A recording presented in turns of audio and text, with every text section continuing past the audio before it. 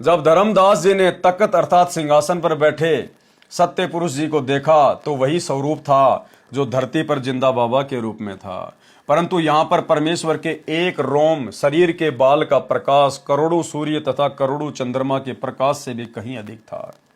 जिंदा रूप में नीचे से गए परमात्मा तख्त पर विराजमान अपने ही दूसरे स्वरूप पर चवर करने लगा। धर्मदास ने सोचा कि जिंदा तो इस परमेश्वर का सेवक होगा, परंतु सूरत मिलती जुलती है। कुछ देर में तख्त पर बैठा परमात्मा खड़ा हुआ, यानी वो दाढ़ी मूछ वाला परमात्मा खड़ा हुआ तथा जिंदा सिंहासन पर बैठ गया। तेजो में शरीर वाले प्रभु जिंदा के शरीर में समा गया। धर्मदास शर्म के मारे पानी पानी हो गया। अपने आप को कोसने लगा कि मैं कैसा दुष्ट हूं, मैंने परमेश्वर को कितना दुखी किया, कितना अपमानित किया, मुझे वहां विश्वास नहीं हुआ। जिस प्रकार आज सतलोक आश्रमों से जुड़ी हुई 90% संगत को यह विश्वास नहीं हो पा रहा कि संत रामपाल जी खुद ही सतलोक के परमात्मा हैं, ये कबीर देव हैं। जब दर्शन करवाकर सतलोक के भगत वापस लाए, 3 दिन तक परमात्मा के सत्यलोक में रहा। उधर से धर्मदास को 3 दिन से अचेत देखकर घर गांव तथा रिश्तेदार व मित्र बांधवगढ़ में धर्मदास जी के घर पर इकट्ठे हो गए। कोई झाड़ फूक करा रहा था, कोई वैद्य से उपचार करवा रहा था, परंतु सब उपाय व्यर्थ हो चुके थे। किसी को आशा नहीं रही थी कि धर्मदास जिंदा हो जाएगा। तीसरे दिन परमात्मा ने उसकी आत्मा को शरीर में प्रवेश कर दिया। धर्मदास जी को उस बाग से उठाकर घर ले गए थे, जहां से परमात्मा उसको सत्यलोक लेकर गए थे। धर्मदास सचेत हो गया था। धर्मदास जी सचेत होते ही उस बाग में उसी जगह पर गए तो वहीं परमात्मा जिंदा बाबा के रूप में बैठे थे। धर्मदास जी चरणों में गिर गए और कहने लगे कि हे प्रभु, मुझ अज्ञानी को क्षमा करो। अवगुण मेरे बाप जी बख्शो गरीब निवाज, जो मैं पूत कपूत हूं बहुर पिता को लाज। मुझे विश्वास नहीं हो रहा था कि आप परमात्मा हैं, आप परम अक्षर ब्रह्म हैं। कभी कभी आत्मा तो कहती थी कि पूर्ण ब्रह्म के बिना ऐसा ज्ञान पृथ्वी पर कौन सुना सकता है, कि पूर्ण ब्रह्म के अलावा पृथ्वी पर ऐसा ज्ञान भला कौन समझा सकता है। परंतु मन तुरंत विपरीत विचार खड़े कर देता था। हे सत्य पुरुष, आपने अपने शरीर की वह शोभा जो सतलोक में है यहां पर क्यों प्रकट नहीं कर रखी। धर्मदास जी ने कहा कि हे भगवान, सतलोक में जो आपके शरीर का नूर है, जो तेज है, जो आभा है, जो प्रकाश है, वो आपने यहां इस मृत लोक में क्यों नहीं प्रकट कर रखी? क्यों अपने आप को इस प्रकार से छुपा रखा है आम मनुष्य की भांति? परमेश्वर जी ने कहा कि धर्मदास, यदि मैं उसी प्रकाश युक्त शरीर से इस काल लोक में आ जाऊं तो क्षर पुरुष यानी ये काल ज्योति निरंजन भी इसी को कहते हैं, ये व्याकुल हो जाएगा। मैं अपना सर्व कार्य गुप्त करता हूं।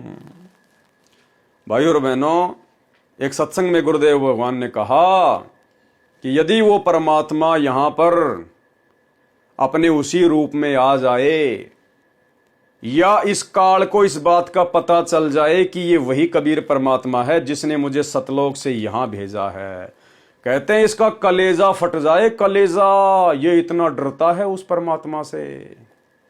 इसलिए परमात्मा यहां पर गुप्त रूप में आम व्यक्ति की भांति प्रकट होकर अपना ज्ञान प्रचार करते हैं। इस ज्योत निरंजन का हार्ट अटैक हो जाता, उसने नो पता लग जाए परमात्मा आया हुआ है। सत्कर मानना इस दास को वैसे नहीं कह रहा, कोई बालक ने इतने लंबे माइक ला के आपको बता रहा हूँ। ये दास का स्वानुभव और साथ में परम पिता परमेश्वर का दिया हुआ ज्ञान और इस सब शास्त्रों का अध्ययन इस दास के साथ एक ढाल की तरह साथ है। वो आप गुप्त रूप से आते हैं और काल को लगता है कि जोगजीत घूम रहा, घूमता रहेगा।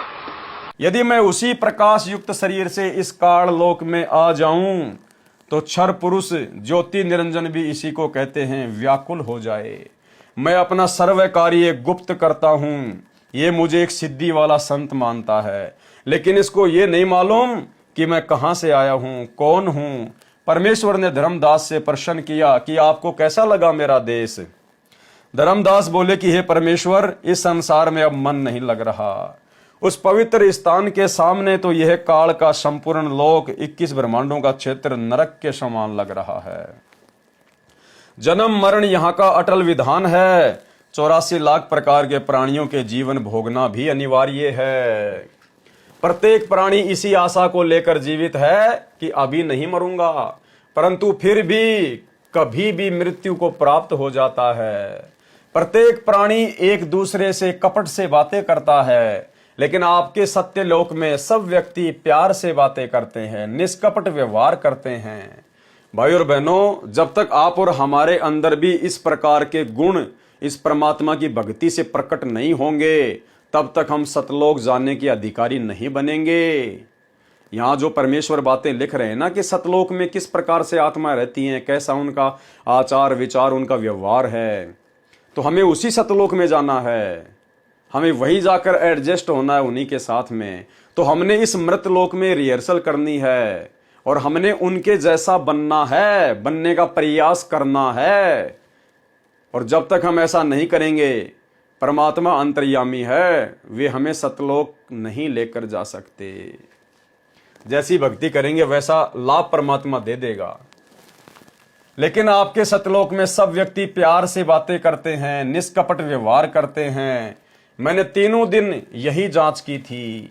धर्मदास जी यदि घर पर उपस्थित सौजनों को न देखते जो उनके अचेत होने के साक्षी थे, तो समझते कि कोई स्वप्न देखा होगा, परंतु अब दृढ़ निश्चय हो गया था। धर्मदास ने प्रसन्न किया, धर्मदास ने जिंदा महात्मा जी से फिर प्रसन्न किया। फिर तो वो जान गए थे कि ये परमात्मा खुद ही हैं।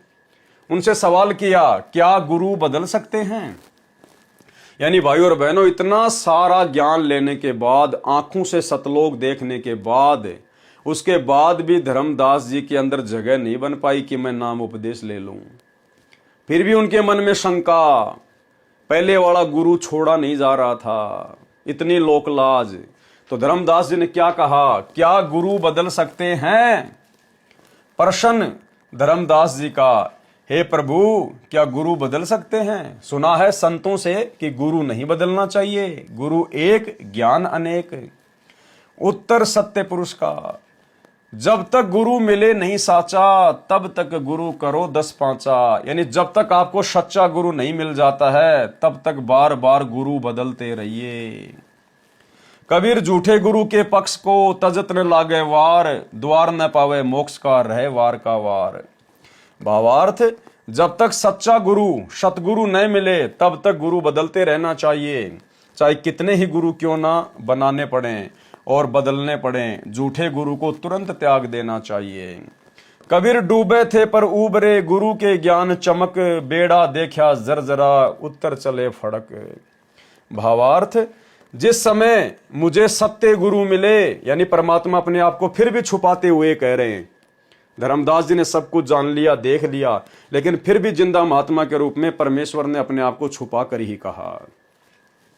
जिस समय मुझे सत्य गुरु मिले, उनके ज्ञान के प्रकाश से पता चला कि हमारा ज्ञान और समाधान गलत है, तो ऐसे गुरु बदल दिया जैसे किसी के डर से पशु फड़क कर बहुत तेज दौड़ता है, और जैसे रात्रि में सफर कर रहे यात्रियों को सुबह रोशनी में पता चले कि जिस नौका में, यानी जिस नाव में हम सवार हैं, उसमें पानी प्रवेश कर रहा है और साथ में सुरक्षित और साबुत नौका खड़ी है, तो समझदार यात्री जिसने कोई नशा नहीं कर रखा होगा, वह तुरंत फूटी नौका को त्याग कर साबुत यानी सुरक्षित नौका में बैठ जाता है। मैंने जब काशी में कबीर जी सच्चे गुरु का ये ज्ञान सुना जो आपको सुनाया है, तो जाति धर्म को नहीं देखा, उसी समय सत्य गुरु की शरण में चला गया और दीक्षा मंत्र लेकर भक्ति कर रहा हूं।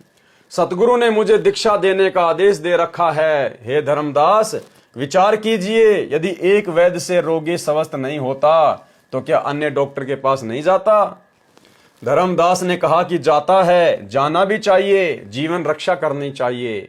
परमेश्वर ने कहा कि इसी प्रकार मनुष्य जन्म जीव कल्याण के लिए मिलता है। जीव को जन्म मरण का दीर्घ रोग लगा है, यह सत्य नाम तथा सार नाम बिना समाप्त नहीं हो सकता। दोनों मंत्र काशी में सतगुरु कबीर रहते हैं, उनसे मिलते हैं। अब देखो भाइयों और बहनों, धर्मदास को परमात्मा ने पहले तो क्या संकेत कर दिया कि मुझे नाम दीक्षा देने का आदेश मेरे गुरुजी से मिला हुआ है। क्या कह रहे हैं? सतगुरु ने मुझे दीक्षा देने का आदेश दे रखा है और बाद में कह रहे हैं कि आप मेरे गुरुजी से काशी में जाके उपदेश ले लो।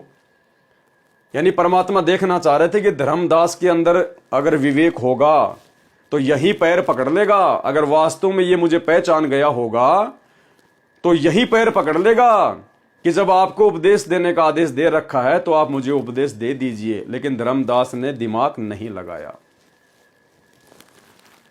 पृथ्वी पर और किसी के पास नहीं है, आप काशी में जाकर दीक्षा लेना, आपका कल्याण हो जाएगा, क्योंकि सतगुरु के बिना मेरा वह सतलोक प्राप्त नहीं हो सकता। क्योंकि सतगुरु के बिना मेरा सतलोक, अरे जिसका सतलोक है वो खुद धर्मदास के सामने खड़ा और कह रहा कि मेरा सतलोक प्राप्त नहीं हो सकता। तो बताओ, उसके बाद भी धर्मदास जी ने विचार नहीं किया। धर्मदास जी ने कहा कि हे प्रभु, मैंने गुरु रूपदास जी से दीक्षा ले रखी है, मैं पहले उनसे गुरु बदलने की आज्ञा लूंगा। इतना ज्ञान समझ लिया, आंखों से सतलोक देख लिया, ये भी समझ लिया कि जो जिंदा महात्मा मेरे सामने खड़ा यही सतलोक का स्वामी है। उसके बाद भी मूर्खता की हद पार कर दी और कह रहा मैं पहले अपने गुरु रूपदास से आज्ञा लूंगा, अगर वो आज्ञा देंगे तो ही गुरु बनाऊंगा आपको, नहीं तो नहीं बनाऊंगा। सोचो भाई और बहनों, परमात्मा ने हमारी कितनी गलतियों को क्षमा किया है। परमात्मा ने हम तुच्छ बुद्धि नादान जीवों की कितनी गलतियों को बार बार क्षमा किया है। बार बार परमेश्वर हमें इसी प्रकार से अपने चरणों में लेने के लिए कितना संघर्ष करते आ रहे हैं। और ये संघर्ष, इतना संघर्ष परमेश्वर को अपनी प्रत्येक हंस आत्मा के सामने करना पड़ा है, जैसे धर्मदास जी के साथ किया। यदि वे कहेंगे तो मैं गुरु बदलूंगा, परंतु धर्मदास की मूर्खता की हद देखकर परमेश्वर 7वीं बार अंतर ध्यान हो गए। धर्मदास जी फिर व्याकुल हो गए। पहले रूपदास जी के पास गए, जो श्री कृष्ण अर्थात श्री विष्णु जी के पुजारी थे, जो वैष्णव पंथ से जुड़े थे। धर्मदास जी ने संत रूपदास जी से सर्व घटना बताई तथा गुरु बदलने की आज्ञा चाही। संत रूपदास जी अच्छी आत्मा के इंसान थे। उन्होंने कहा कि बेटा धर्मदास, जो ज्ञान आपने सुना है जिस जिंदा बाबा से, ये ज्ञान भगवान ही बता सकता है।